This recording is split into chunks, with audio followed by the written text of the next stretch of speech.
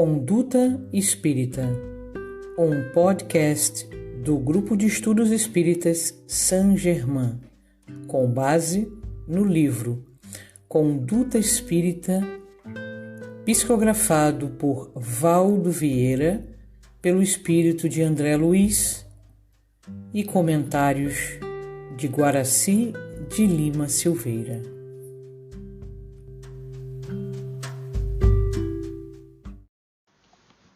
A nossa conversa de hoje será dirigida aos jovens. Essas grandes promessas de sociedades melhores, dinamizadas pelo bem, pela proposta extraordinária da lealdade aos propósitos assumidos antes da reencarnação. Por isso é preciso que o jovem modere as suas manifestações de excessivo entusiasmo, muitas vezes prejudiciais a eles próprios, mas isso não quer dizer que eles têm que ficar fechados e pessimistas. Pelo contrário, há que se ter o culto à temperança, porque esse culto à temperança é que vai afastar os desequilíbrios, às vezes próprios da juventude, porque está privada de forças, de projetos, de sonhos. Por isso é bom que o jovem busque pessoas mais amadurecidas, porque conversando com essas pessoas que já viveram um tempo aqui na encarnação, que tiveram a experiência de algumas décadas, possa ilustrá-los para que os seus fundamentos sejam mais corretos, sejam mais próprios daquilo que o Senhor Jesus espera de cada um. Então o jovem é uma grande promessa de grandes realizações. Mas é preciso que ele também busque o conhecimento com pessoas mais velhas. Quantas coisas essas pessoas têm para oferecer? Naquelas conversas amigas, solitárias ou não, mas é bom buscar esses conceitos mais amadurecidos, para que ao transformá-los, ele possa fazer a partir de uma base, para que sejam, então, fundamentais.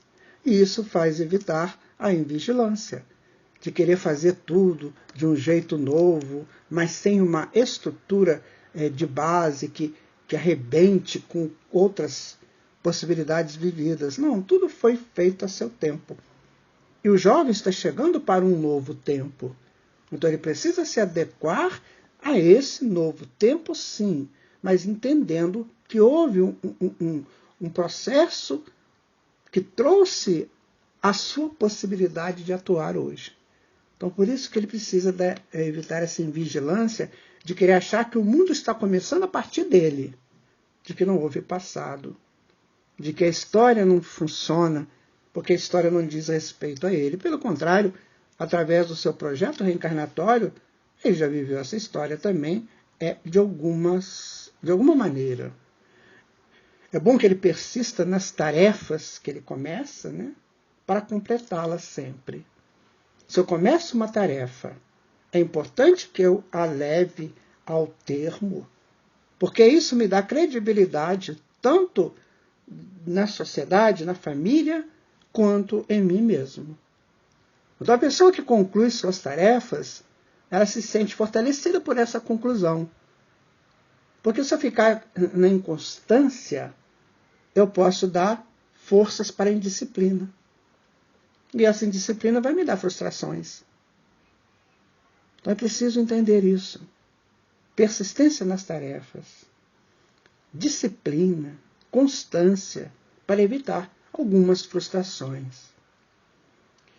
Muitas vezes, dentro da sua força, sua vitalidade, ele pode se mergulhar assim, inconscientemente nessas manifestações festivas, sabe? E vai fazendo aquele movimento de quem não sabe bem o que ele quer, o que ele vai fazer, mas que a turma foi. Então, se a turma foi, eu vou também. Isso é um pouco perigoso, sabe?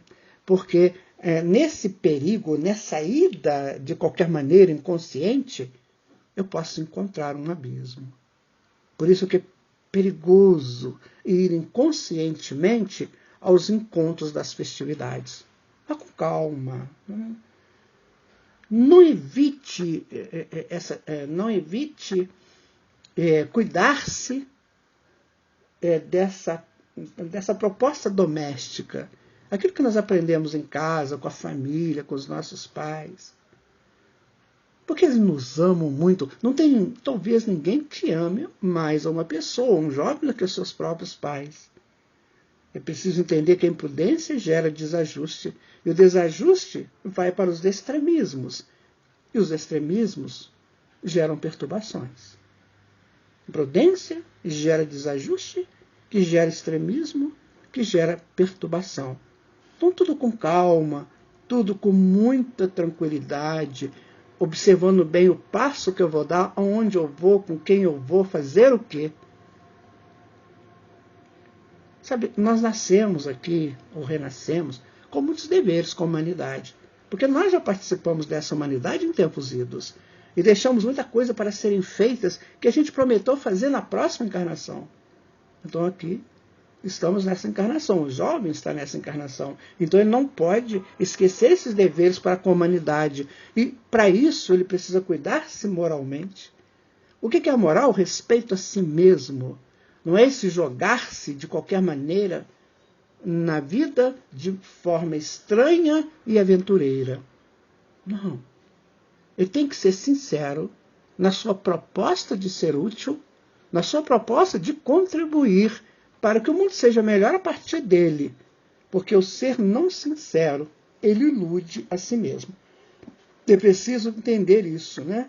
É buscar o equilíbrio e discernimento, buscar sublimar as suas intenções, buscar a maturidade e, acima de tudo, cuidar do corpo físico.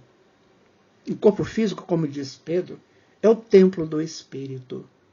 Aquele que não cuida do seu corpo, ele pode criar problemas seríssimos dentro dessa encarnação e de outras encarnações.